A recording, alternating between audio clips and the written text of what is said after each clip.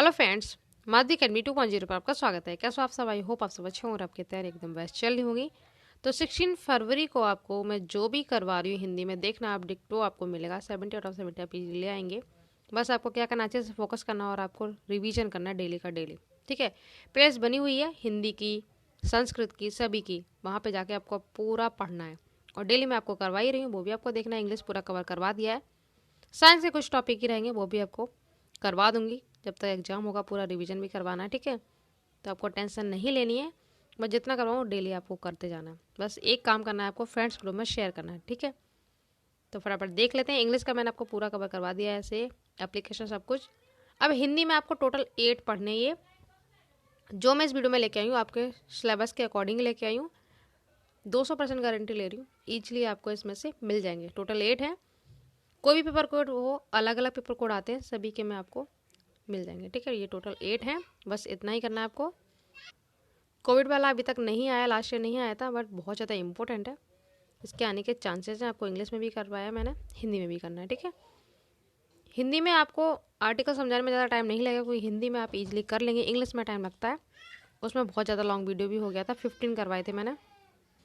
प्रस्तावना में आप क्या लिखेंगे? दिसंबर 2019 में चीन के वुहान शहर में कोरोना नामक नई बीमारी ने जन्म लिया था, उसके बारे में आपको बताना होता है, जिसके बारे में आप टॉपिक लिखते हैं प्रस्तावना में। ठीक है, और लास्ट में उपसंहार से इसको फिनिश कर देते हैं, जैसे इंग्लिश में कंक्लूजन लिखते हैं ना, वैसे ही। ठीक है, देखते देखते विश्व के अधिकांश देशों में फैल गई थी। प्रतिदिन हजारों की संख्या में लोग मरने लगे थे। उसके बाद 11 मार्च 2020 को WHO मतलब विश्व स्वास्थ्य संगठन ने इसे महामारी घोषित किया था। ठीक है, इससे बचने के लिए अधिकांश देशों ने अपने यहाँ संपूर्ण लॉकडाउन घोषित कर दिया था। ठीक है, उसके बाद कोरोना का संक्रमण, ये हेडिंग आपको लिखनी है। ठीक है, मुंह नाक पर मास्क लगाना था, एक दूसरे से 2 गज की दूरी बनाए रखने के लिए कहा जाता है। इसमें सभी को पता, आप इजीली लिख लेंगे। लक्षण और बचाव,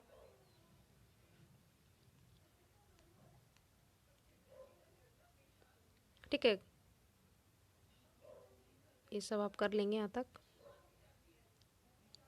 शरीर में संक्रमण जैसे जैसे बढ़ता जाता था, उसके फेफड़ों की क्षमता कम हो जाती, सांस लेने में बहुत प्रॉब्लम होती थी और व्यक्ति को सांस लेने में परेशानी होने लगती है। कुछ लोगों की आंखों में लाल, ठीक है, लालपन हो जाता था और जलन भी होने लगती थी, और कुछ लोगों में इनमें से कोई भी लक्षण दिखाई नहीं देता था। ठीक है, यहाँ तक आप करेंगे इस हेडिंग को, बस सफिशियंट है। विश्व की चुनौतियाँ, संपूर्ण इलाज खोजने की चुनौती थी।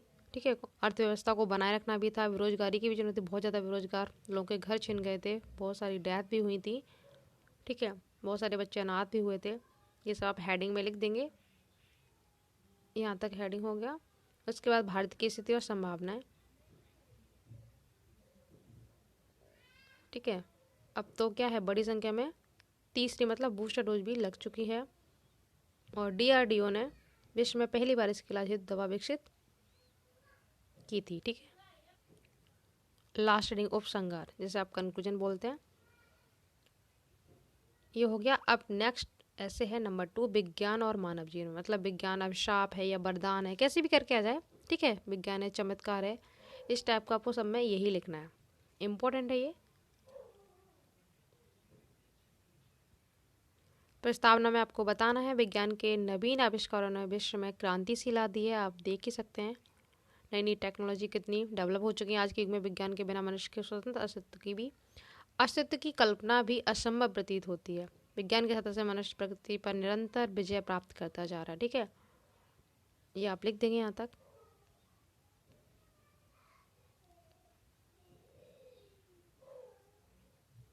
ये लास्ट लाइन क्या कह रहा है यहाँ पे देखो।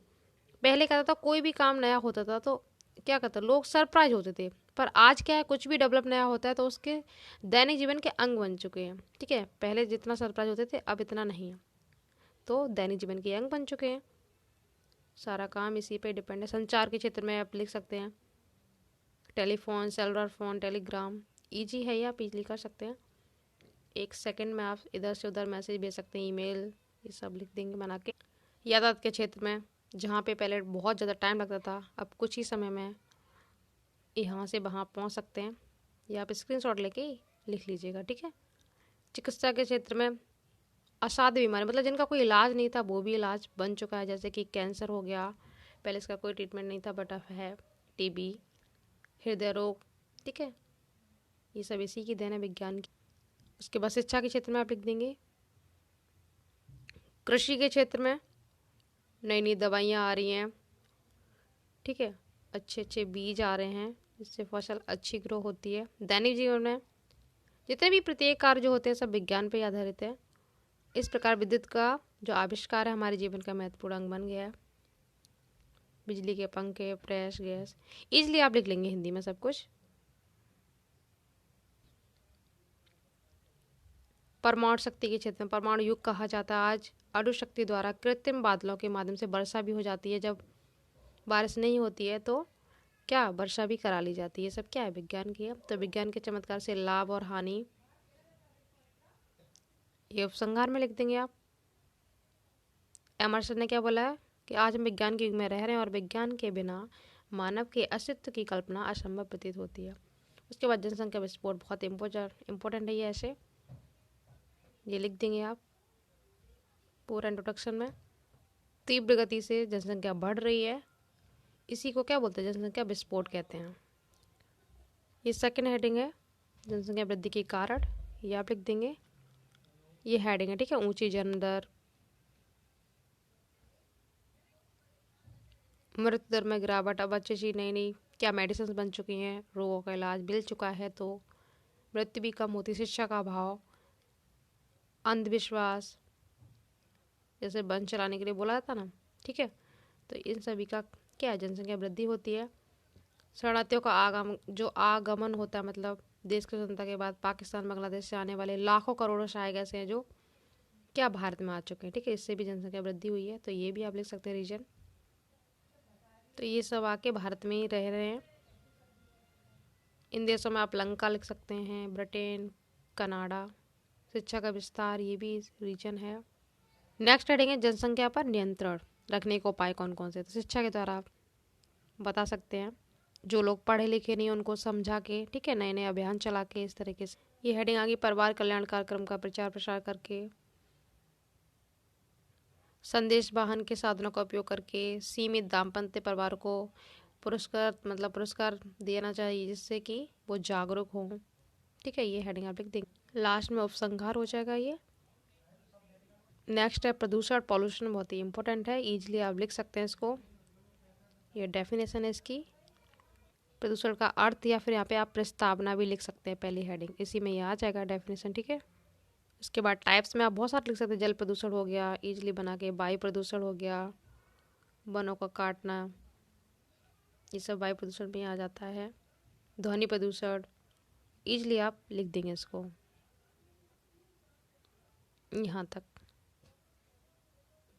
ध्वनि प्रदूषण के बाद रासायनिक प्रदूषण, जो कीटनाशक दवाई डालते हैं ना इनसे, रेडियोधर्मी प्रदूषण, बहुत सारे टाइप्स हैं। रोकने को उपाय, सभी के बारे में आप लिख देंगे थोड़ा थोड़ा। वनों को काटने से रोकना चाहिए, ठीक है, गंदा पानी नदियों में नहीं बहाना चाहिए, कपड़े नहीं धोने चाहिए, इस तरीके से बना बना के उपसंहार में आप ये लिख देंगे। उसके बाद देश प्रेम, इम्पोर्टेंट है ये, लास्ट ईयर भी आया था। प्रस्तावना लिखेंगे, देश के प्रति अपना प्रेम इसमें बताना है नागरिकों का।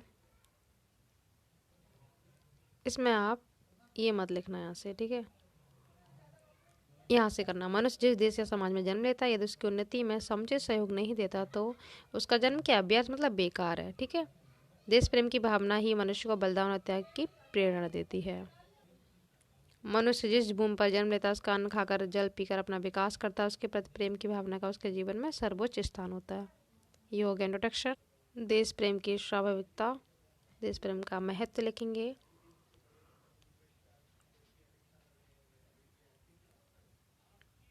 यहाँ तक, ठीक है, सफिशिएंट है इतना।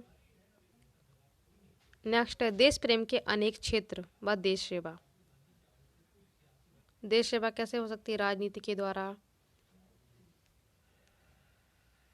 समाज सेवा द्वारा, ठीक है, फैली कुरीतियों मतलब बुराइयों को दूर करके, इस तरह भी कर सकते हैं। धन द्वारा, कला द्वारा, उसके बाद उपसंहार लिख देंगे। ठीक है। बेरोजगारी की समस्या, ये भी इम्पोर्टेंट है, बेरोजगारी लिख देंगे, इसके बारे में बहुत है। यूपी में तो बहुत ज़्यादा बेरोजगारी है। बेरोजगारी का अर्थ लिखना है आपको, फिर समस्या किस तरीके से है, बेरोजगारी का अवसाफ है, ये लिख देंगे। दोषपूर्ण शिक्षा प्रणाली, क्योंकि आजकल बच्चे पैसे दे के ले लेते हैं ना, जाते कॉलेज है नहीं बिल्कुल, बस नॉलेज के लिए, क्या नाम के लिए डिग्री रह जाती है, तो शिक्षित नहीं है तो बेरोजगारी तो रहेगी।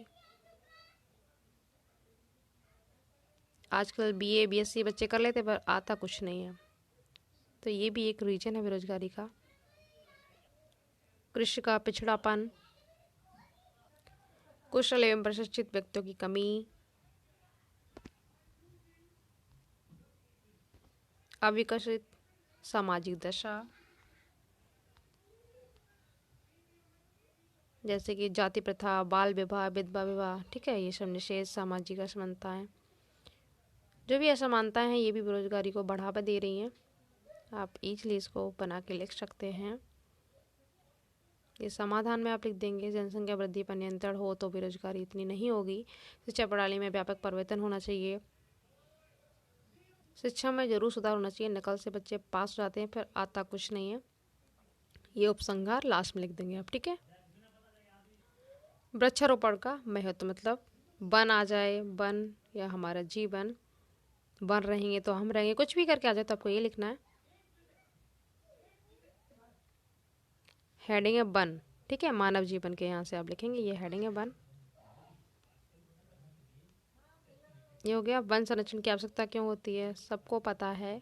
वन से क्या क्या कितनी सारी चीज़ें मिलती हैं लाभदायक, रबड़, गोंद, फल फूल, कागज, पत्ते, छाल, इस तरह से बना के लिख देंगे, ठीक है। 23% भूभाग पर वन है, जबकि कितने होने चाहिए, 33 पर होने चाहिए, तो सभी को पेड़ पौधे लगाने चाहिए।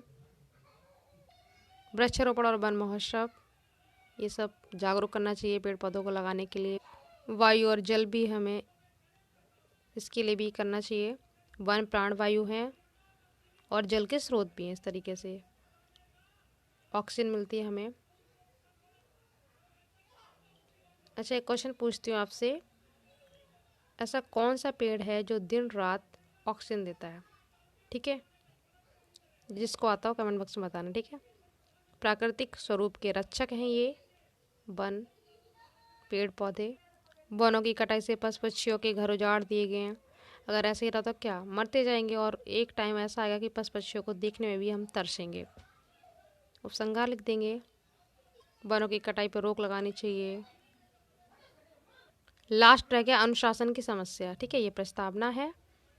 अनुशासन क्यों जरूरी है, बहुत इंपॉर्टेंट रोल निभाता है ये। विद्यार्थियों के शारीरिक एवं नैतिक विकास के लिए आश्रम के गुरुओं ने कठोर नियम बनाए थे पहले, इसीलिए विद्यार्थी हमेशा अनुशासित रहे। परिभाषा और अर्थ लिखेंगे। Discipline must be based on love and controlled by love, सच्चा अनुशासन वही है जिसे विद्यार्थी अपनी इच्छा से आदेशानुसार कार्य करें, जबरदस्ती नहीं, खुद से करें, ठीक है। थर्ड हेडिंग अनुशासन का महत्व लिख देंगे आप, ये आपके सिलेबस में टॉपिक है तो ज़रूर आएगा एग्जाम में। अनुशासनहीनता के कारण, ये जो कारण है ना, आप इनको हेडिंग को भी और डिस्क्राइब करके लिख सकते हैं, ठीक है, बना बना के। अनुशासनहीनता को दूर करने के उपाय हैं ये हेडिंग में आप ईजिली इनको बढ़ा बढ़ा के लिख सकते हैं, ठीक है, इसी में 2 लाइन्स करके, फिर आप उपसंहार लिख देंगे। तो ये हो गया पूरा टॉपिक क्लियर, ठीक है, अच्छे से आप कर लीजिएगा रिवीजन। तो मिलते हैं नेक्स्ट वीडियो में नेक्स्ट टॉपिक के साथ। साइंस का ओम का नियम और मैंने अपलोड किया, वो भी देख लीजिएगा, ठीक है। Thank you so much.